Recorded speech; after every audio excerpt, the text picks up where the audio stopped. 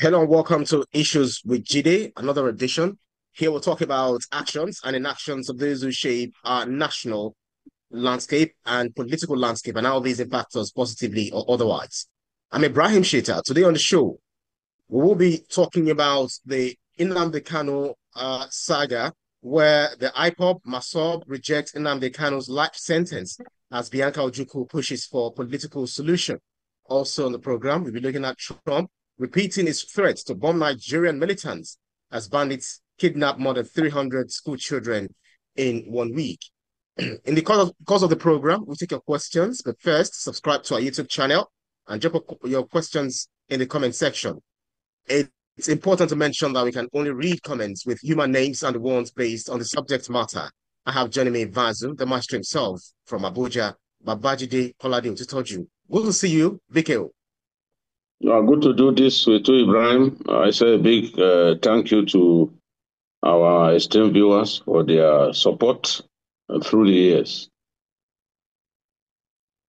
We are seeing renewed agitation in the southeast following reported life sentence handed to Nnamdi Kanu, with IPOB and MASSOB rejecting the ruling and Bianca Ojukwu amplifying calls for a political solution rather than a punitive one.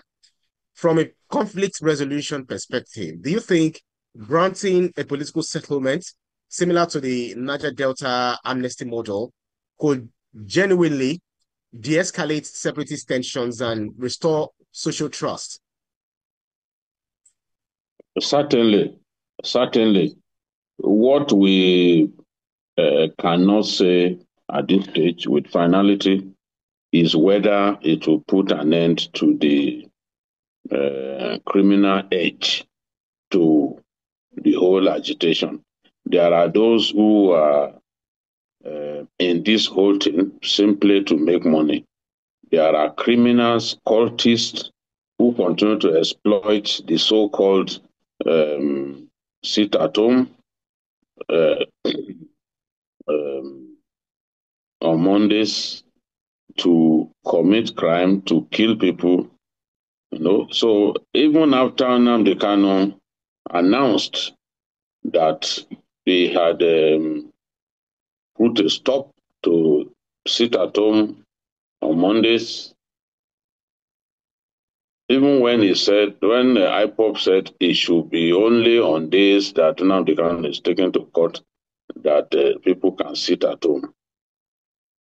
A decision that he even eventually took a decision to scrap after he met with Eze Chukwuemeka of Enugu Aguleri, the late Senator Ifeanyi Ubah, and the chairman of the Southeast Caucus in the Senate, Senator Inaya Baribe. Nnamdi Kanu agreed during that meeting held inside his detention facility at the DSS headquarters that there should be no form of sit-at-home in the Southeast. But the criminals, the cultists who had hijacked the agitation refused to listen to Nnamdi Kanu's decision, which was conveyed in handwritten form. He wrote it in his own hand. He took that decision and wrote it down in his own hand for the whole world to know that he was no longer interested in any form of sit-at-home. But the criminals who had hijacked the sit-at-home agitation as a form of civil defense, civil disobedience, did not stop. They continued to beat people up. They continued to kill people. They continued to stop schools from running on Mondays. They continued to stop traders from opening their containers on Mondays. And more traders diverted their goods to neighboring states like Delta, like Akwa Ibom. And the economy of the Southeast suffered tremendously. So if, in spite of Nnamdi Kanu, about whom the sit-at-home form of protest was instituted in the first place could not stop the criminals, the cultists who had hijacked the agitation from implementing the sit-at-home on Mondays, even after he announced that there should be no form of sit-at-home, whether on the days that he's taken to court or Mondays.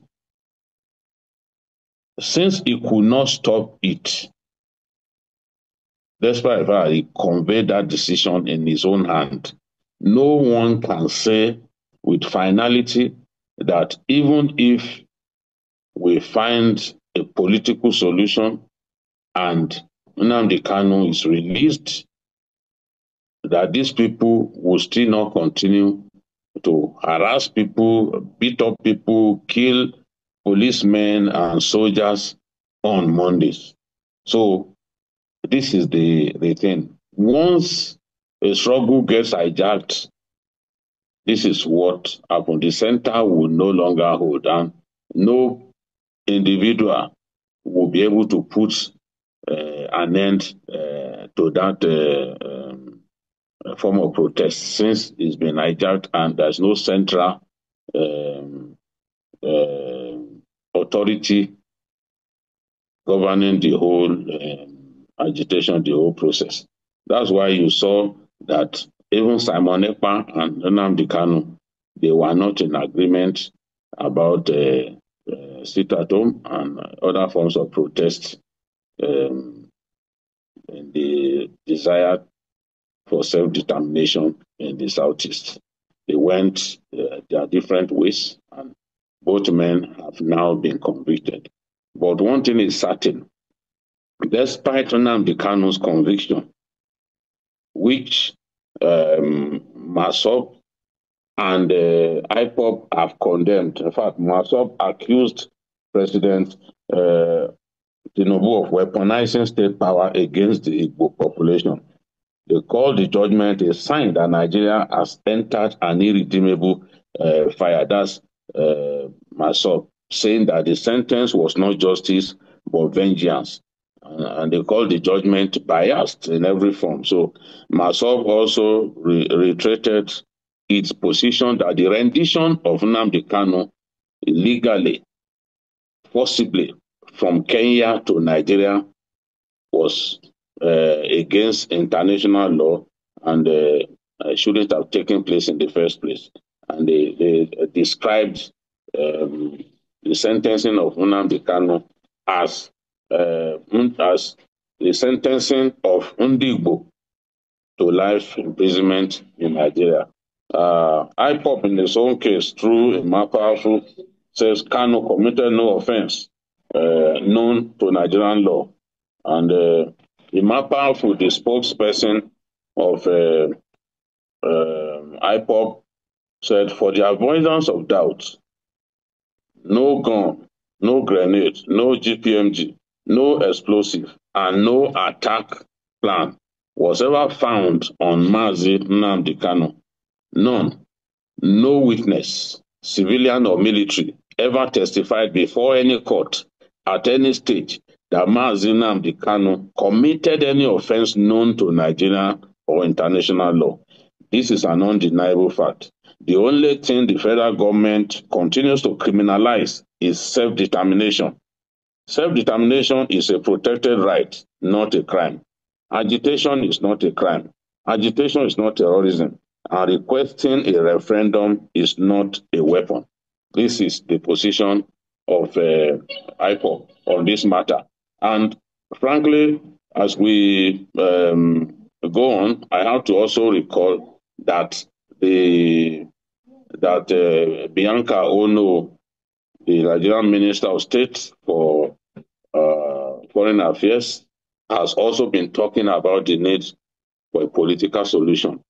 She's saying this is not the time for blame game, that Ndigbo and Nigerians generally should come together and find a political solution to this problem. It was the same position held by the Deputy Speaker of the House of Reps, Benjamin Kalu, who said he was convinced that President Tinubu was not averse to the idea of a political solution to the problem that we have on ground, the Nnamdi Kanu situation. And he's saying that, look, now that the case has been decided in court, it gives them the impetus to pursue a political solution. That political solution was hindered by the fact that the matter was in court. So this is the position of Nnamdi Kanu. It's the same position that the governor of Abia State holds. And the governor of Abia State said the IPOB situation was badly mismanaged from the beginning, and is condemning those who continue to reap political capital out of the situation that Nnamdi Kanu has found himself. And he's saying, look, this does not make any sense. We have to come together and find a way to solve this problem. So everyone is talking about a political solution. But as I've said in the past, as someone who also demanded for a political solution even before this matter escalated, even before Kanu eventually began behaving in court like somebody who had lost his head, I had pleaded for political solution. But political solution has to rest on Nnamdi Kanu's conduct and his desire to agree to some conditions. People saying that there should be unconditional release for a person who was put on trial for terrorism and treason clearly do not know what they are talking about. There has to be a situation in which people sit down and then say, okay, if we are to agree on a political solution, government will need some firm guarantees. What are those firm guarantees? They have to be laid bare before Nnamdi Kanu's minders. And Nnamdi Kanu will then agree to some conditions like giving up armed struggle against our nation, giving up agitation for separation from Nigeria. If any state in the US, out of the 50 states of the US, even the very distant ones, states like Alaska, if they get up today to say they want to go, military will be called in. America will not agree to any of its federating states deciding to leave the Union. It will end in warfare. It will end in a big military campaign to stop them from leaving. Yeah. So that is the thing. And that is the position of Nigeria as well, that look, no part of Nigeria can live without being resisted. So this is the situation. There has to be some agreement reached on both sides before a political solution can happen. I'm not ruling out a political solution, but I also know that certain things must be put in place. And Nnamdi Kanu has to change his ways. He has to show that he is somebody who is ready to agree to certain conditions. Otherwise, nobody will simply allow him to walk free without agreeing to abide by certain conditions. I've not seen anywhere that this is done without some conditions being met. That's right. Now, security analysts actually warn that setting aside a court judgment for political diplomacy could embolden non-state actors nationwide to adopt violence as negotiation leverage. So do you think if government bows to political pressure in this case, does it risk normalizing armed agitation as a bargaining tactic for other groups? No, I disagree. In any case, armed agitation for maybe a separate state and all that is not even, it's not rampant in our country, it's not prevalent. So we have to first agree that even that of Nnamdi Kanu is just like, it's not like the order of the day. Yes, we had MASSOB, but MASSOB itself did not really did not last long. Yes, yeah. It didn't last long. It was just one way of drawing attention to the plight of the Igbos, to the marginalization of the Igbos in our country. Yeah. So I do not believe that um, a political solution will lead to um, separatist group taking up arms and all that. And I've given examples in the past of um, a political solution in South Africa that help us to achieve peace between the ANC and the Encounter Freedom Party. There was rampant black on black violence, beheading one another in public, stabbing one another to death in public. But at the end of the day, the peace was achieved, power sharing happened, and everybody uh, was happy. But Biko, do you agree with those who allege double standard, especially with the Yoruba Nation agitation, the Sunday Igboho of this world, who I don't know, probably took up arm, not maybe threatened to take up arm, and some other people from outside of the country when Igboho was arrested under the Buhari regime. So people said Igboho should have also been meted out. I mean, the same fate should have also been meted out to him. Do you agree with this argument? No, I do not agree because it did not go the extent to which Nnamdi Kanu went. Certainly not. It did not go to that extent. Yes, there were people were having meetings, agitating that the Yorubas should not be part of the country anymore. But there was nothing that Sunday Igboho did that came close to sit at home in the entire Southwest, that came close to killing soldiers, killing civilians, burning INEC buildings. No, there was nothing close to it. There was nothing close to it. Nothing. And That's right. That's right.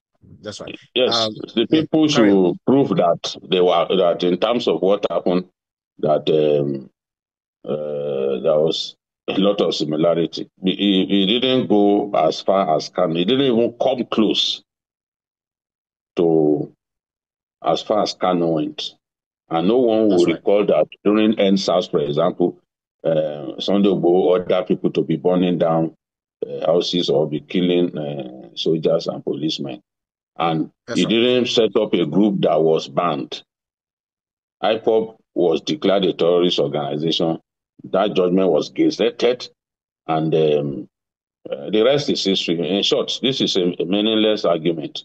They don't come close in terms of what both men did. That's right. That's right. Chidi Nwankwo says that until the federal government treats the Southeast like a stakeholder and not a security threat, peace will remain a fantasy. A political solution is not weakness, it is wisdom. Rashida Ghana from Abuja says you cannot pardon someone who encouraged violence and expect law and order. Today it's IPOB. Tomorrow another group will take up arms to negotiate power. Kashmir Udechukwu says Bianca Ojukwu is right. This issue didn't start with Kanu and won't end with a prison sentence. The entire political structure needs reconciliation, not ego battles. Adams Otukba says, let the courts work. Let the courts work. Once you throw out a judgment for political convenience, you kill the judiciary forever. Timothy Adeye says, government needs to identify who actually controls the mobs. Right now, there is a disconnect. IPOP says one thing, the enforcers on the street do another. Who are we negotiating with? Ngozi Iziala says the Biafra war trauma is still fresh for many families. Maybe that explains why any form of suppression only fuels the agitation instead of silencing it. And Rajima, no, the like of Nnamdi Kanu, we have them on our YouTube comment section, throwing invectives. This is what Nnamdi Kanu has bequeathed to some to some guys, and they can never change, even though people ask for his freedom. This is clear. You trying to beseech the federal government to, and this is something you've been doing so far. I don't know where this one came from. Probably straight from Sokoto prison, as Nnamdi Kanu in misery.